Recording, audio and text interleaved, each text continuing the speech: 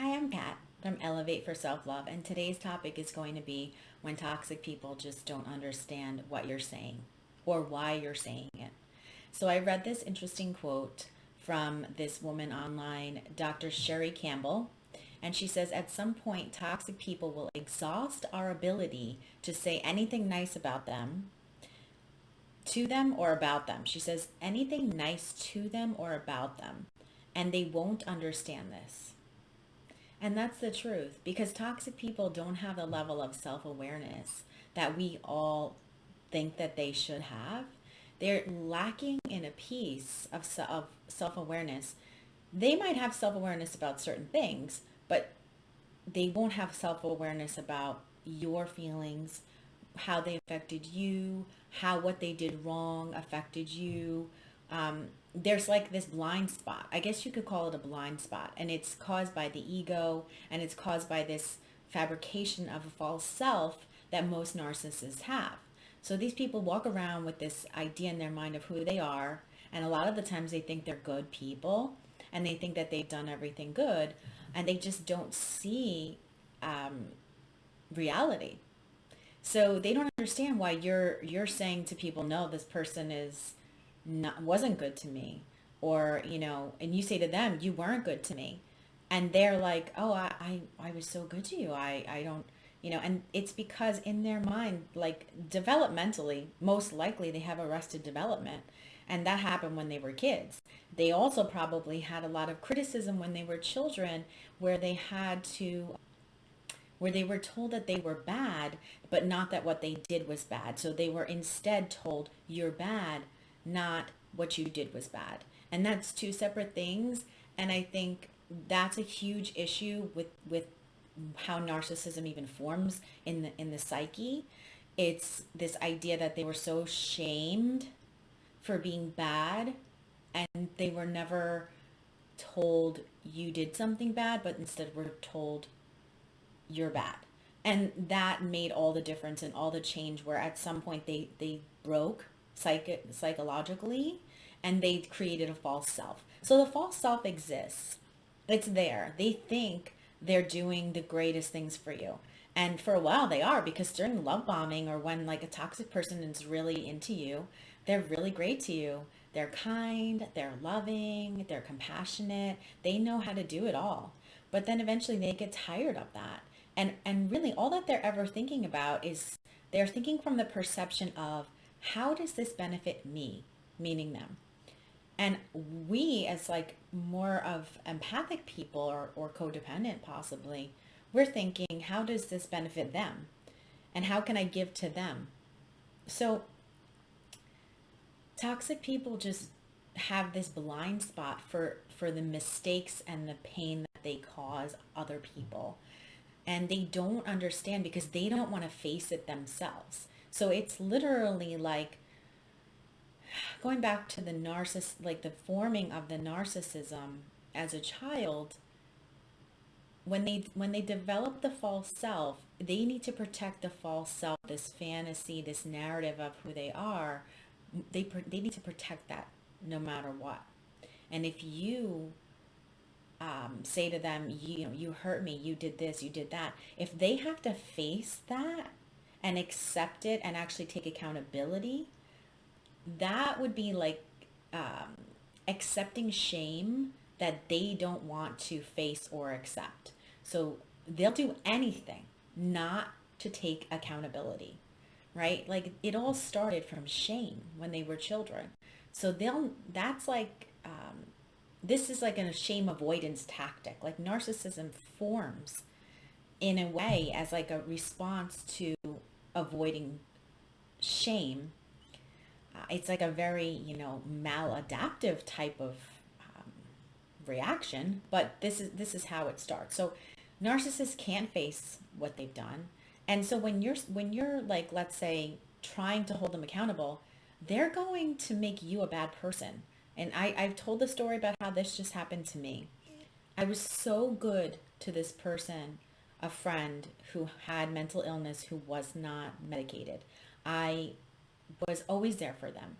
I was always willing to help. I was always trying to help them with their life when they lost their job, things like that. I was always there for them.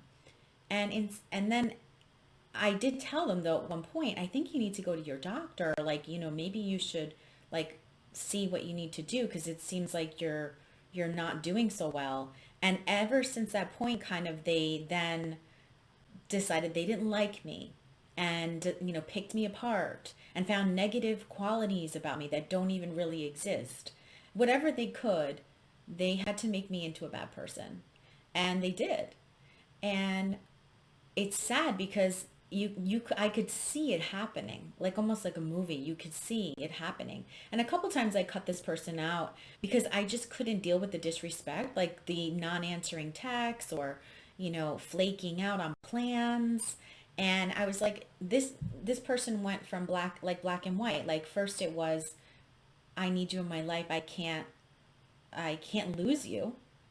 And then like a month later, it was like flaking out on plans, this and that, not answering, being evasive, not seeming like they really wanted to invest in the friendship or anything. So I caught on, obviously I caught on that this person wasn't going to be a friend. This person wasn't a friend for me, like a real friend. And they seemed to only want use me for my connections, for my support. They knew I cared about them and I wanted to see them. And I'm sure that boosted their ego and made them feel important. But interestingly, at one point, this person didn't speak to me for a couple of months and I didn't know why because I was trying to just kind of like let things to be cool because I just wanted to have some sort of peace because I was friends with his mother. So it was like I just want to have everything be cool. I don't want to have any bad blood. Like let's just be like cordial. We don't have to be best friends because clearly he didn't want to be my friend. And I caught on to that eventually that he was using me and then just didn't actually want to be a friend of mine. So that's when I stepped back and had basically cut off the friendship.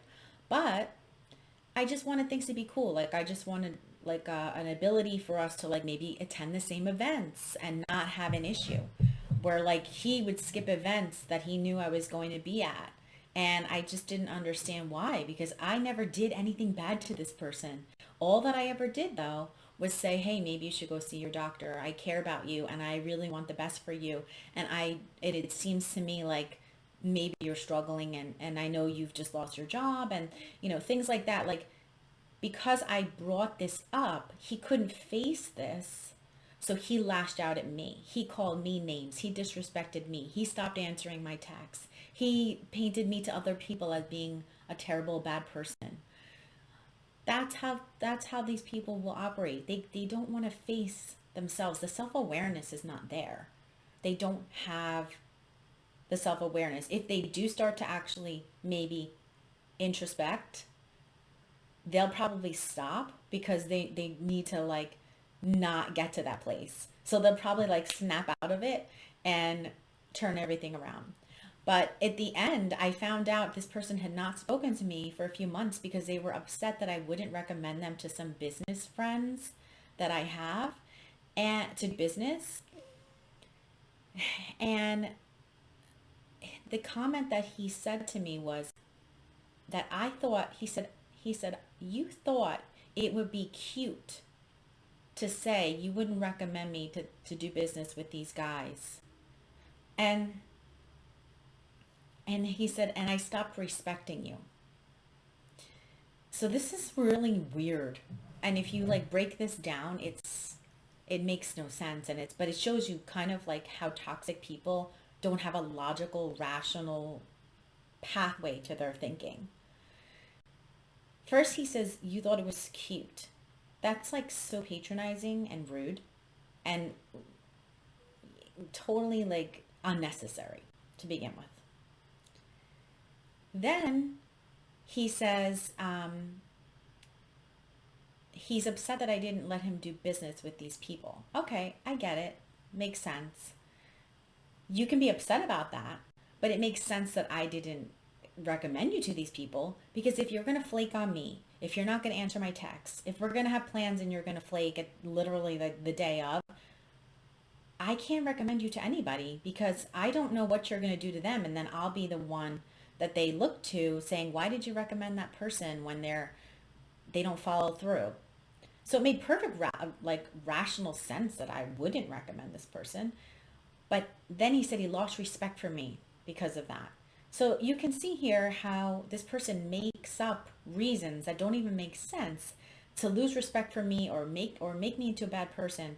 It's from an outside perspective of someone who's not toxic, it doesn't make any sense. Like, you don't lose respect for someone.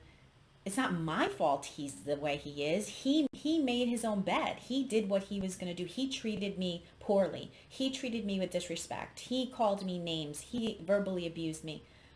That's not my fault. And it never will be my fault. And if he's going to say that he doesn't respect me anymore because of that, that just shows you like this toxic abuser mentality. They want to turn it all around on you, and it's not your fault. So I hope this makes sense today as far as like understanding that narcissists and toxic people are not going to take any kind of accountability. And essentially, you have to understand that they will not understand why, because they literally don't have the self-awareness that you have.